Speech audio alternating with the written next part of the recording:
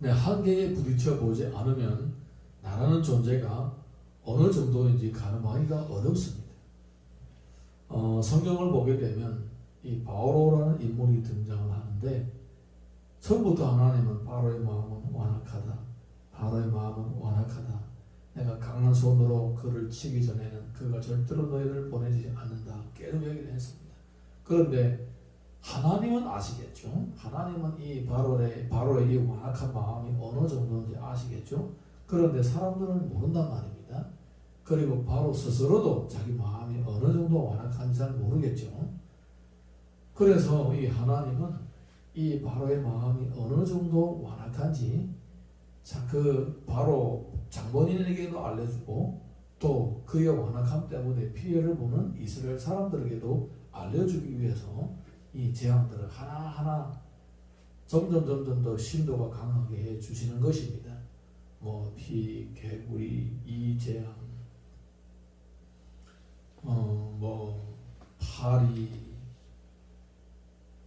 악종, 독종, 뭐 이런 것들이 계속 생기는 거예요. 우박, 오늘 본문에 보니까 메뚜기가 나오는 거예요. 메뚜기. 사실은 이 애국 사람들에게 유익이 되는 몇 가지가 있다고 했죠. 나일강을 섬기고, 그리고 자녀를 많이 낳게 하는 개구리를 섬기고, 그리고 이 땅, 비옥한 땅을 섬기는, 그 땅을 섬기는 뭐 이런 것들 다 거기에 관련된 신들이 다 있습니다. 그 신들을 섬기면 좋다 그럽니다. 그 다음에 이제 자기들을 해치게 하는 파리떼, 이런 것들 오지 못하게 또 어떤 신을 섬깁니다. 그리고 이제 하늘에 비가 내리는 신, 좋은 신들이죠, 이런 것들은.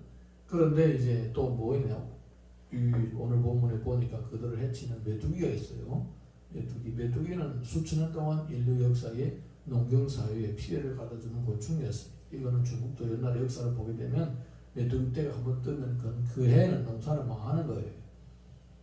그런데 이제 애국에도 마찬가지입니다. 메뚜기는 피해를 주는 존재입니다. 그래서 어떤 신을, 거기에 관련된 신을 잘 섬기면 메뚜기가 피해를 안 준다는 겁니다. 그런데 오늘 본문의 말씀 보니까 하나님께서는 이 메뚜기 재앙을 통하여서 애국을 치는 겁니다. 근데 성경에서는 분명히 언급을 하고 있습니다. 이 메뚜기 재앙은 언제 임했는 것인가? 이 사람들이 하나님 앞에 완악하니까 하나님께서 그 전에 우박의 재앙을 내리셔가지고 이 땅에 있는 나무라든가 뭐 풀이라든가 뭐 일단 자라고 있는 모든 것을 다 두들겼습니다. 그러니까 이제 그 다음부터는 이제 밀이라든가 보리라든가 이런 거 다 두들기니까 그 해 가을에는 밀하고 보리는 없는 거예요. 굶어야 되는 겁니다. 그래도 이제 땅으로 안 올라온 것들도 있었어요. 다른 곡식들은 땅에서 안 올라온 거예요. 땅 밑에 있었던 거예요. 우박이 안 맞은 거예요. 며칠 지나니까 얘들이 다 또 올라오는 거예요. 올라오니까 야 이거라도 있으니까 금년에 그냥 이제 절반을 소비를 절반 줄이면 먹고 살 수 있겠다라고 이렇게 계산을 하는 거예요. 그런데 이들이 이스라엘을 끝까지 안 보내시니까 하나님은 메뚜기 재앙을 보내셔가지고 이제 올라온 모든 곡식들과 채소들을 다 먹어버리게 하시는 것입니다. 그런데 신기하게도 그래도 이 애국왕 바로는 버티는 겁니다. 그러니까 이 바로 왕의 이 마음의 완악한 정도가 보통이 아닌 거예요. 재앙이 8개가 임했는데도 항복을 하지 않는 거예요. 그렇게 이렇게 완악한 거예요. 여러분, 바로의 마음이 이렇게 완악해가지고 끝까지 하나님 앞에 항복을 하지 않습니다. 그리고 결국은 나중에 이제 10번째 재앙에 가서서 그때야 항복을 하게 되죠. 자, 이렇게 사람의 마음이 믿는 것이 많으면 많을수록 완악한 거예요. 믿는 구석이 있는 겁니다. 이 보리가 사라지고 밀이 사라지고 그 해에 우리는 보리는 못 먹고 밀을 못 먹게 해도 다른 곡식들 자라니까 아직까지도 믿는 구석이 있는 거예요. 그래서 끝까지 버티려고 하는 거예요. 근데 우박이 떨어져가지고 그것도 싹 다 메뚜기가 나타나가지고 그것도 싹 다 먹어버렸습니다. 그런데도 항복하지 않는 겁니다. 왜냐? 이 황제라든가 이 왕이라든가 이 고위층의 사람들은 그래도 저축해놓은 것들이 축적해놓은 것들이 있기 때문에 백성들은 굶어 죽어도 자기들은 살아남는 거예요. 그래서 걱정을 안 하고 끝까지 버티려고 하는 거예요. 이게 무서운 겁니다.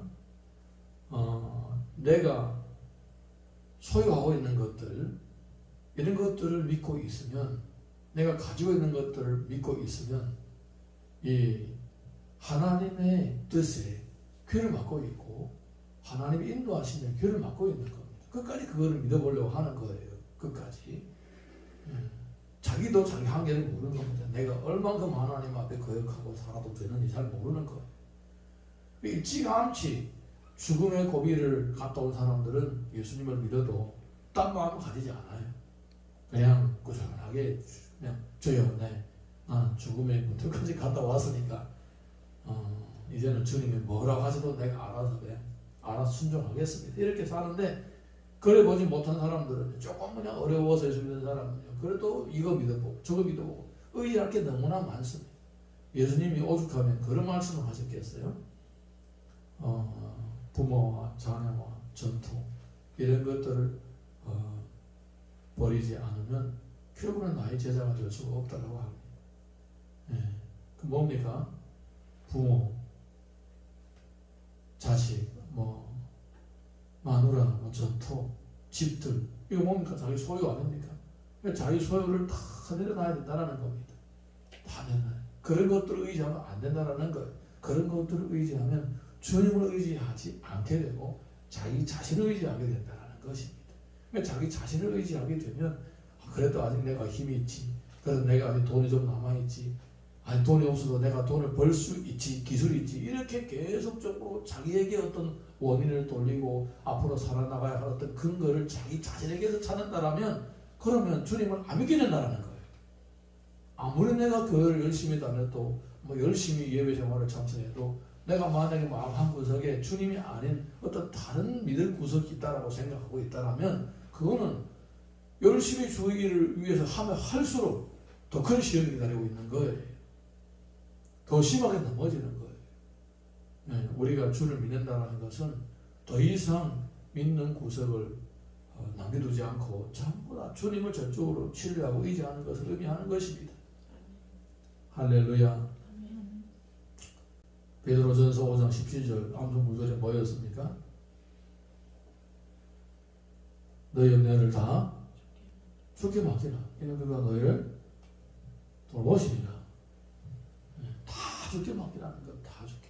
내가 아직 믿는 구석이 있지, 내가 이렇게 하면 되겠다, 저렇게 하면 되겠다, 안 되는 거예요. 그거 하나님 앞에서 안 통하는 거예요. 우리는 주 앞에서 통하는 유일한 길은 뭐냐? 내가 믿을 구석이 있어도 이거는 아닙니다. 주님이십니다. 주님이 역사하셔야 됩니다. 주님 역사하셔야 됩니다. 주님은 나의 유일한 의지이시고 나의 절대적으로 신뢰할 대상이십니다. 나 주를 믿습니다. 내가 이런 거 재물, 체력, 기술, 능력, 인간관계 이런 건 아닙니다. 주님이 역사하셔야 됩니다. 이런 거 다 이게 다 헛되면 모든 게 다 됩니다. 주님이 지질이십니다. 주님이 역사하셔야 됩니다. 이런 마음 자세로, 이런 생각으로 항상 주님 앞에 기도하고 말씀을 의지해 나가고 이렇게 살아야 될 줄로 믿습니다. 여러분, 바로의 마음은 완악합니다. 바로 하나님 된 사람 아닙니다. 바로 하나님 백성은 모릅니다. 저 하나님 백성 아닙니다. 하나님은 모릅니다. 그러니까 바로와 우리는 다르다. 이렇게 착각하면 안 되는 거예요. 내가 만약에 내 마음에 주님이 아닌 다른 신뢰할 구석이 아직 있다. 그럼 바로와 마음이 바로의 마음하고 본질적으로 다를 바가 없는 거예요, 사실. 그건 뭐 차이가 있습니까? 그냥 문이 차이지. 그냥 껍데기 차이지. 속은 똑같은 거예요, 사실. 내가 다른 거 의지하고 있다면. 주님이 나의 절대적인 신뢰의 대상이다. 이런 생각이 들 때까지 우리의 삶 가운데는 나와 주님의 갈등은 끊이지 않는 거예요. 왜냐? 내가 다른 믿는 구석이 있으면 주님의 말씀에 순종하지 않으려고 하는 거예요. 자꾸 내 방법으로, 내 의지로, 내 욕심을 살려고 하기 때문에 문제가 심각한 거예요, 사실. 그러면 내가 주님께 순종하지 않으면, 내가 아직 신뢰하는 구석이 있으면 주님과 원수가 되고 맨날 그렇지 않아요. 내가 만약에 내 인생 가운데서 30% 순종할 수 있으면 그냥 30% 순종하는 만큼 하나님이 또 우리들에게 이렇게 은혜를 주시고 70% 순종하지 않으면 그만큼 또 내가 또 시험이 있고 고난이 있고 어려움이 있는 거예요. 그런 가운데서 살게 되는 거예요. 바로는 100% 순종하지 않기 때문에 하나님은 100% 고난과 시련과 재앙으로 그를 심판하시는 것입니다. 그 원리로 만약에 내가 어떨 때는 순종하고 어떨 때는 순종하지 않으면 그러면 또 그만큼 순종한 만큼 주님의 은혜를 잊게 되고 순종하지 않은 것만큼 또 시련이 생기게 되는 거예요. 여러분 우리 인생이 가만히 있어도 100% 순종해도 시련이 오는데 만약에 그러지 못하다면 우리 인생의 시련이 얼마나 더 많겠습니까? 늘 내가 주님의 뜻대로 살겠노라 주님을 나의 절대적인 신뢰의 대상으로 삼겠다고 고백을 하시면서 또 믿음으로 의지하면서 주께 순종하면서 주님께 완전하게 100% 항복하시고 믿음 생활을 할 수 있기를 예수님의 이름으로 축원합니다.